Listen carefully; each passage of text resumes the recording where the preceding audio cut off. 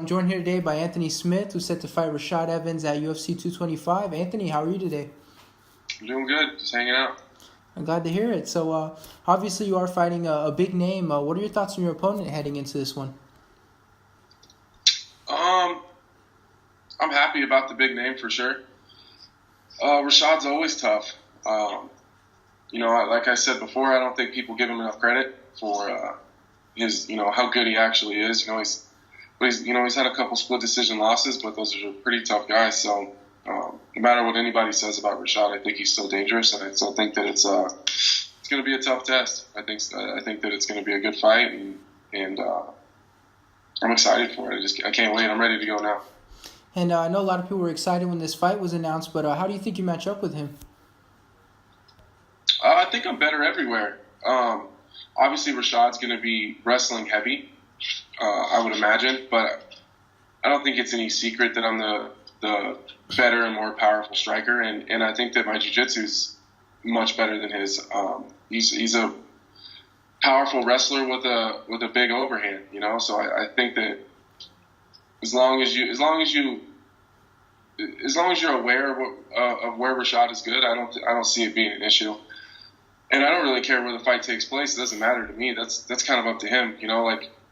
I'm the type of person that if he takes me down, then so what? It's not that big of a deal. I don't think he's good enough to hold me there, and I don't think he's good enough to take me to the ground more than once, anyways. I think that Rashad goes 1 for 10 on takedown attempts. And so, what was your reaction when this fight was offered? I mean, obviously, it's your first fight at 205. It is a big name. What was your reaction? I'm just excited. I'm glad that I'm finally, kind of getting mentioned with the upper echelon of guys, and for whatever reason, I've said that I was surprised that he took the fight, because that hasn't always been the case for me. But, I'm grateful and I'm just super excited. It'd be really cool to have that name in the win column. And so we know Rashad, obviously, he's coming off of a few losses. He's starting to struggle a little bit. What do you make of those struggles exactly? I mean, do you think he's changed a lot? What do you make of it? I think a little bit of it is his age. I think that he's getting older, and I don't think that Rashad has gotten any worse than he was. I don't think that he's regressing in his abilities. I just don't think that he's moving as fast as the sport is. The sport evolves so quickly, and the older you get, the slower your ability is to go with that evolution. So I think that's a little bit of it. And he's just been in the game a long time. He's got a lot of miles on him. But, it is frustrating for me to see people talk about Rashad in the ways that they do. No one's calling for anybody to retire when they lose to Sam Alvey. You know what I mean? No one's calling for anybody to retire when they lose to Dan Kelly. So why is it that they do that with Rashad? You know what I mean? I bet if you looked up Sam Alvey and Dan Kelly's record, you could find one, maybe two guys that have also lost to both of those guys. And no one's all over the internet blasting that they need to retire and they need to hang him up and they can't do it anymore. And it's like, what the hell's wrong with people? Like, for all the people that talk trash about him, why don't you go fight him and see how tough he is? You know what I mean? Like, and he's got the knockout to Glover. But as I've said several times, who hasn't Glover knocked out? He's knocked out half of the 205 division.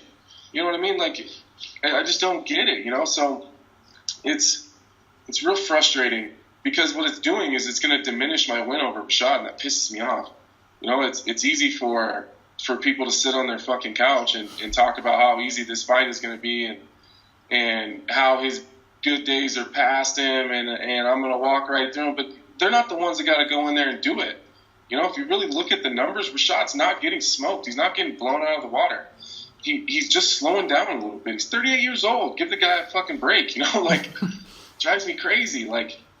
And so then it puts a bunch of pressure on me. So now I got to go out and beat this bum that everyone thinks doesn't even deserve to be in there. That's not the case. The dude is dangerous and he's good. He's explosive. He's fast. He's super crafty. He's been in the game forever.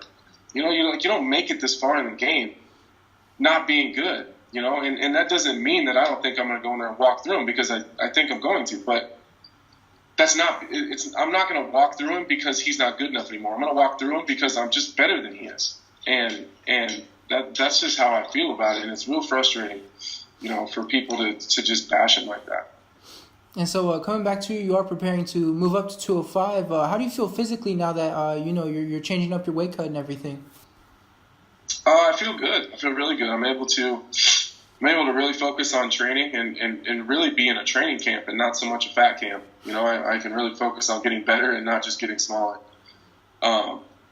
I feel like I've made a lot of gains as far as my technical ability because we've been able to focus more so on the technical part of it and just getting better in skill building and not focus so much on counting calories and checking the scale 5 times a day, So, and without that stress, surprisingly, not having to worry about it, my weight's come down extremely fast, So, I was at 230 at one point, so, now we're worried about trying to continue to fuel me as much as we can so that I can maintain my weight so that I don't get too light too fast. So it's been a fun transition, man.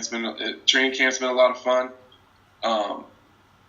Just being in a better mood and not having the stress of the weight cut and actually being able to look forward to the fight instead of dreading the weight cut and only having 24 hours to look forward to the fight, because that's usually what happens. I have 6 weeks of dreading the weight cut and then I can be excited for the fight. But now weight cut's a non-issue, so now I can just be excited for the fight and just focus on that the whole time. This is the longest I've been able to focus on just the opponent and not the weight cut. So it's been pretty cool. And so moving up a weight class, is this a case of you're just cutting less weight, or are you bulking up a little bit just to make sure you size up with these guys correctly? Man, when they did my diagnostic stuff at the Performance Institute, when I was still at middleweight, I'm a big 205er. So I'm not really trying to bulk up at all. The whole point of moving up in the weight class is so I don't have to do those weight cuts anymore. I feel like it'd be pretty silly for me to move up a weight class and then add weight and then still have to cut down to 205. It's not what I'm trying to do. As far as my speed, my reaction time, my power, my explosiveness, and just my overall strength. Like when you look at the numbers, I'm in the top 8 or 10% of 205ers already.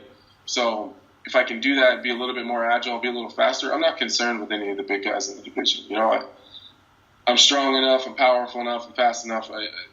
If I ever have any struggles, then we just get better. You know what I mean? I'm done worrying about the weight. I'm done worrying about the cuts. I'm just as strong as all these guys. I train with heavyweights sometimes. I train with 205ers all the time. No one's manhandling me. No one's throwing me around. No one's getting over on me because they're stronger than me. So it's just not something I'm concerned with. So, and that's kind of what a lot of people do. They move up a weight class and then they want to put on weight, and then they're in the same situation that they have. And I'm just going to stay where I'm at. I was already a monster 185er, which puts me, still a big 205er. And so we do know you've had some tough weight cuts in the past. What was the ultimate, when did the flip switch that, okay, I'm done with 185, I'm moving up? Man, that shit happened like a year and a half ago. I just been sucking it up. But when I was on that win streak, I knew that, me and my team knew, my coaches, my manager, my family, everybody knew that I didn't have too many more of these left. But what are you supposed to do? You're supposed to keep winning in a weight class and then just abandon it. That's tough to do. It's hard to leave when you're winning. So I just told myself I'd just keep doing it until the wheels fell off. And Brazil was that trip, man. Brazil was terrible. I started my final weight cut at 9 o'clock at night, the night before weigh-ins, which is typically what I do. I do overnight weight cuts, just so I can be on, sleep a little bit, wake up, get on the scale, and I'm good. But I didn't get on weight until 8:45 the next morning. It took me almost 12 hours to get that final cut, and you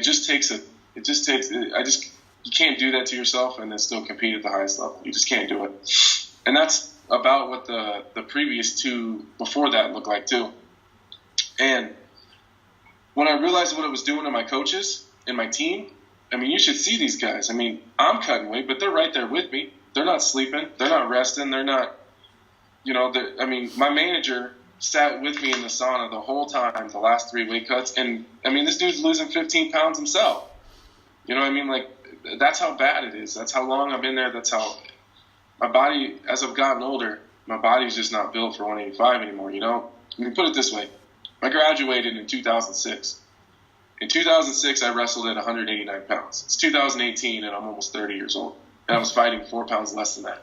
Like, how many people can say that they're lighter than they were when they were seniors in high school? You know, like, it's just, as I've gotten older, my body's grown, I filled into my frame, you know, what my coaches call it, my man muscles have come in, you know, and you know, you don't stop growing until you're like 26. So it's like, and mine has gone a little bit later than that. I think as always, I'm a little bit of a late bloomer. So I'll be 30 in July. So I just don't want to, honestly, man, I just don't want to do it anymore.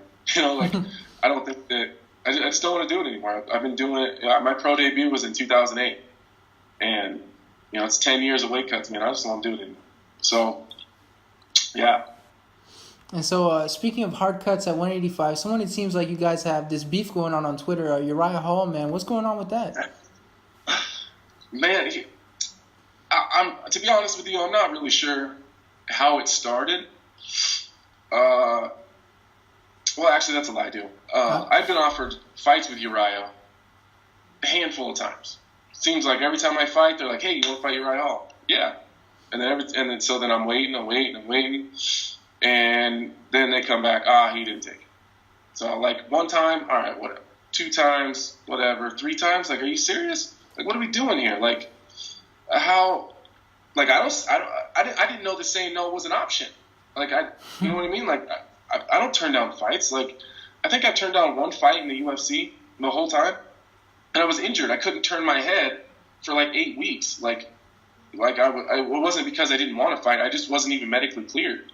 So, and that's it. That's the only fight and it wasn't even my weight class. I was an 85er and I got offered OSP at 205 on 6 days' notice. Like, I hadn't trained in 8 weeks. What the hell was I supposed to do? You know? So, that's where it started.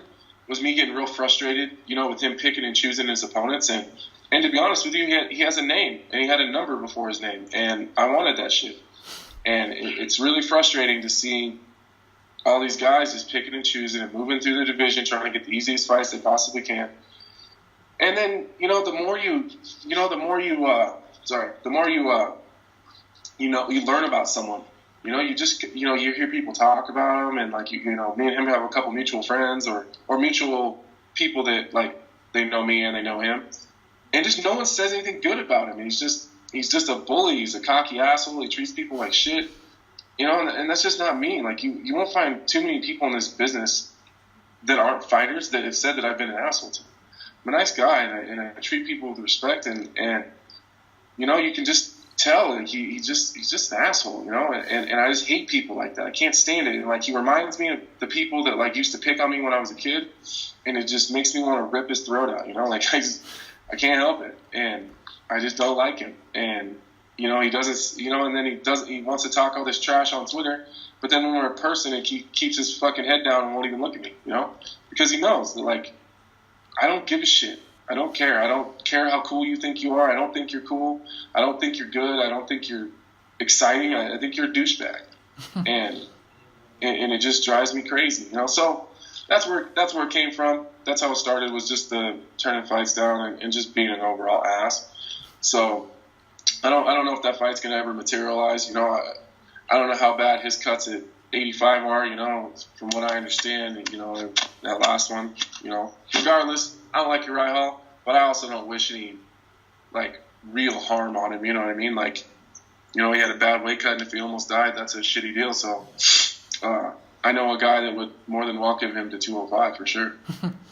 And so, coming back to your time at 205, obviously it's kind of like a new beginning, and I'm sure you've envisioned a path for yourself and kind of what your goals are. So what exactly are your goals for your time at 205? Man, I'm gonna keep chasing this world title.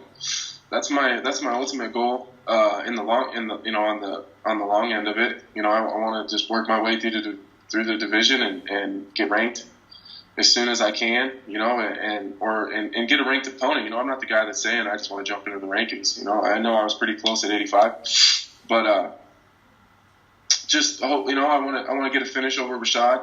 Ultimately, that's the goal right now. Hopefully, get a ranked opponent after that. And there's that card in Lincoln, Nebraska that I'm just dying to get on, man. That arena is 35 minutes from my house, so, you know, it'd be really cool to fight in the UFC in Lincoln. You know, Lincoln, Nebraska is where I made my pro debut. So, it'd be pretty cool. Almost 10 years to the day. It's like just a couple weeks off. Like a couple weeks off of being 10 years from that card will be when I made my pro debut.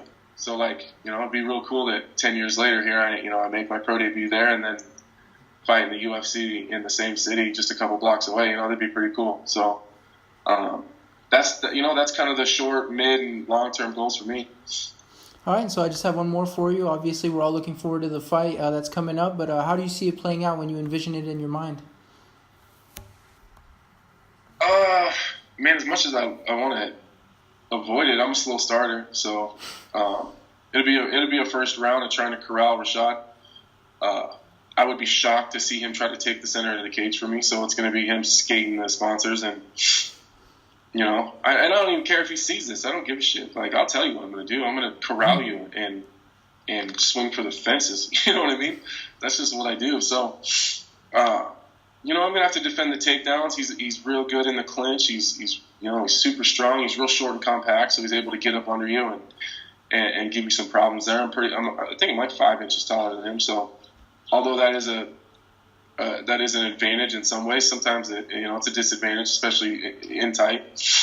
And I'm just gonna be a sniper, man, and eventually Rashad will fall down.